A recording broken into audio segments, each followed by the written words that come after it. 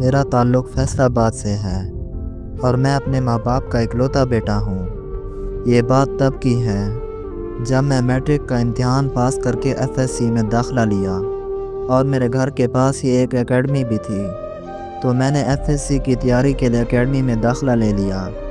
اس academy میں صرف لڑکے ہی تھے، لیکن کچھ مہینوں کے بعد اس اکیڈمی میں ایک لڑکی نے ایڈمیشن لیا جو میتھ کی کلاسز لینے آئی تھی۔ میں نے اسے دیکھا تو وہ مجھے بہت اچھی لگی، تو میں نے اس سے دوستی کرنے کا سوچا، لیکن بہت مشکل تھا۔ میں پڑھائی میں بھی کافی اچھا تھا اور خوش لباس اور خوش شکل بھی تھا، کیونکہ ہمارا اپنا کاروبار تھا اور اکیڈمی میں سارے دوست میری بڑی عزت کرتے تھے۔ اس طرح کچھ دن گزرے تو سر نے مجھے اس لڑکی کی مدد کرنے کا بولا، کیونکہ اسے کچھ سوالوں کی سمجھ نہیں آ رہی تھی، تو میں نے اسے کچھ سوال سمجھا دیے۔ وہاں سے ہماری بات شروع ہوئی اور ہم ایک اچھے دوست بن گئے۔ دوستی کی وجہ سے اس نے مجھے اپنا نمبر بھی دے دیا، تو ہم فون پر بات کرنے لگے، لیکن اکیڈمی میں اس بات کا کسی کو پتہ نہیں تھا کہ ہم فون پر بات کرتے ہیں۔ اس طرح کرتے کرتے مجھے اس سے پیار ہونے لگا۔ ایک دن میں نے اسے اپنے پیار کا اظہار کیا تو اس نے بولا کہ میں بھی تمہیں کافی پسند کرتی ہوں، لیکن کبھی کہہ نہیں سکی۔ اس طرح ہم اور زیادہ قریب ہو گئے۔ وہ میرے ماموں کے گھر کے پاس ہی رہتی تھی اور میں اکثر اپنے ماموں کے گھر جایا کرتا تھا، تو اس سے وہاں پر ملاقات بھی ہو جاتی تھی۔ اس طرح دن بدن میں اس کے قریب ہونے لگا۔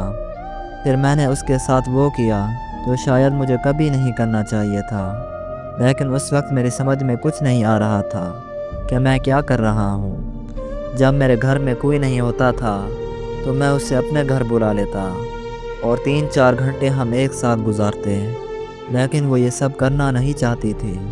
تو میں نے اسے بولا کہ تم مجھ سے پیار ہی نہیں کرتی۔ اگر تم مجھے پیار کرتی تو تم مجھے یہ سب کچھ کرنے دیتی۔ وہ میری یہ بات سن کے رونے لگ گئی اور میں بھی غصہ کر کے بیٹھ گیا۔ وہ میری ناراضگی نہیں چاہتی تھی۔ وہ میرے پاس آئی اور بولی کہ میں تم سے بہت پیار کرتی ہوں، میں تمہیں کبھی کھونا نہیں چاہتی، اس لیے تمہیں جو کرنا ہے کر لو، میں تمہاری ہوں۔ میں تو اس موقع کا انتظار کر رہا تھا، میں تو ہوس سے پاگل ہو رہا تھا۔ ہمارے اس ریلیشن کو 1.5 سال ہو گیا تھا۔ تو ایک دن اس نے مجھ سے بولا کہ تم مجھ سے شادی کب کرو گے؟ تو میں نے اس بات کو ہنسی مذاق میں ٹال دیا اور بولا کہ کر لیں گے، ابھی تو شادی میں بہت وقت ہے۔ اس کے بعد اس نے مزید مجھے اپنے جسم سے کھیلنے سے منع کر دیا۔ اس وجہ سے میں بھی اسے اگنور کرنے لگا۔ اسے پتہ چل گیا کہ اس کو مجھ سے کوئی پیار نہیں، یہ صرف میرا جسم چاہتا ہے۔ اس طرح ہمارا رابطہ کم ہونے لگا اور پھر میں نے اکیڈمی چھوڑ دی اور یونیورسٹی چلا گیا۔ اس وجہ سے ہمارا رابطہ اور کم ہو گیا۔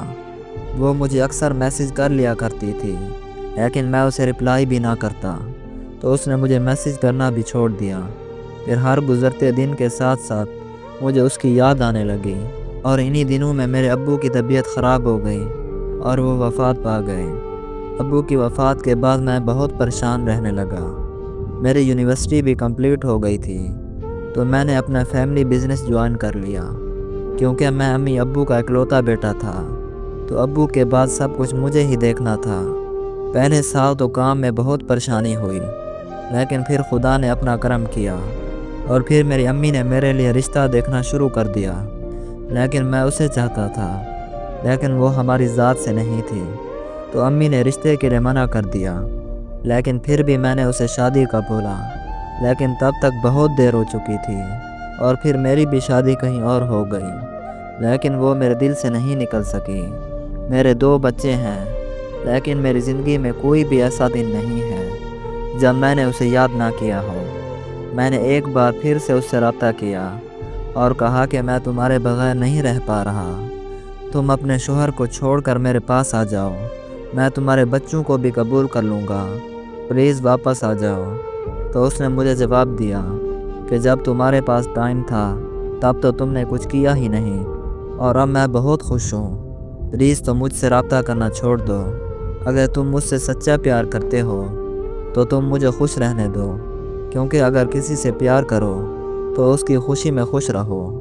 میں بھی خوش ہوں، تم بھی خوش رہو۔ اس کی یہ باتیں میرے دل پر لگی اور اب میں روز اس کے گھر کے سامنے سے گزر کر اپنی فیکٹری جاتا ہوں۔ میرے دن کا آغاز بھی اس سے ہوتا ہے اور اختتام بھی اس سے ہوتا ہے۔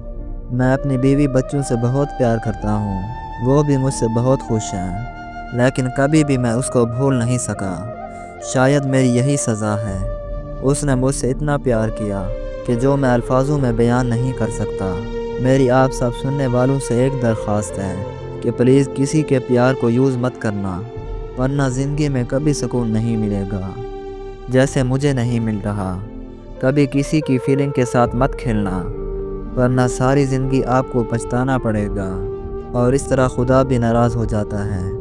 حالانکہ میں نے اپنے گناہوں کی معافی مانگی ہے، لیکن جو گناہ میں نے کیا ہے اس کی سزا تو ملنی ہے۔